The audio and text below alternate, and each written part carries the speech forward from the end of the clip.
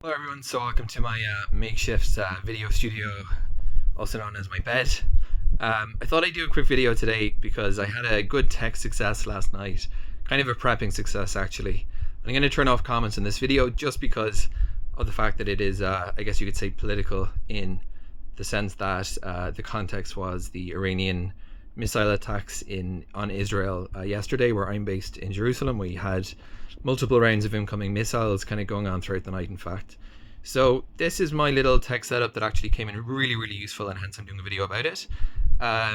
Firstly, yes, I am a prepper and an organizer. So this is the weird kind of numbering system I have, and I'm going to show you in a second why I've done stuff the slightly neurotic way that I have, because you want to kind of keep your stuff together when you do have something going on like a missile attack. You're not going to be, thinking about stuff like Ethernet cables. But I will show the components here and how this gear kind of fits together and came together. So this is a travel router that I picked up about last year. It's the GL.inet. Opal GL.inet have a really good name. They're highly recommended. I've got some great stuff from them over the years. And this little device is actually really handy to have if you do a lot of business travel and you're constantly kind of connecting to potentially sketchy Wi-Fi networks you don't trust.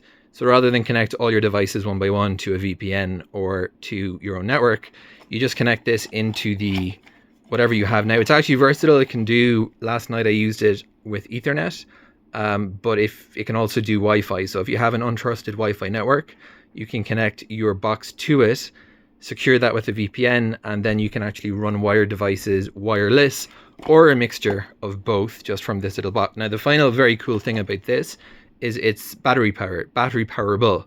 So that's where the power bank comes in. Now if you have a power socket, you can obviously connect it directly with USB Type-C, but last night the Ethernet was working but the power wasn't, so hence the power bank saved the day again. This is just a big chunky power bank, which is really what you need in events like this. So how does this work? So the other things you want, if you are prepping for stuff like this, it came with this case, but I just kind of switched out a couple of components, the router itself, and then you just want to keep, I would recommend at least keeping a just a USB USB-C charger on an AC thing, and keep an Ethernet cord in there, an Ethernet cable in there as well.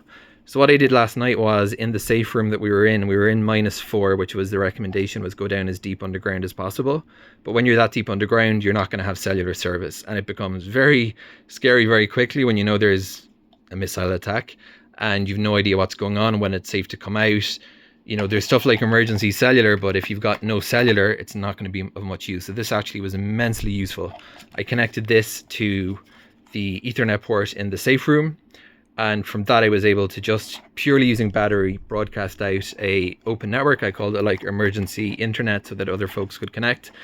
And as I said, if you just have a Wi-Fi that you're trying to extend, that's another thing you can do in emergencies, is you could use this on battery to just repeat a network and give it a bit more strength. So you don't need to use the VPN at all. And there's actually a little switch here, which is another cool feature of this device.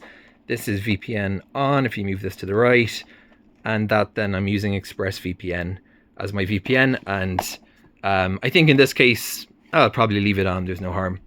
As to how this actually worked, just to show you guys, I'm very low tech because my usual computer setup is out of action. This was the safe room. This was the emergency Ethernet point. The power access was not working, which is always what happens in these situations. Expect the unexpected. There was a power outlet, but it was dead. So I used the battery pack and the Opal and the emergency Ethernet, which was working, in order to create a viable internet connection, and it worked. So there you go, Opal and power bank. Handy thing if you're a prepper, digital prepper. Have one of these. They're worthwhile investments, especially if you live in a region where volatile things can happen.